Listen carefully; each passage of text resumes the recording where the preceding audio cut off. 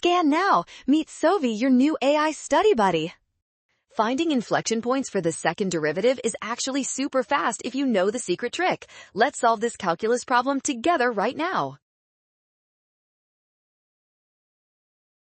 First, we need to identify where the second derivative equals 0. Looking at our function, the roots are clearly 1, 2, and 3. These are our potential points of inflection. Now check the multiplicity of each root to see if the sign actually changes. The exponent for the root at 1 is even, so the sign does not change there.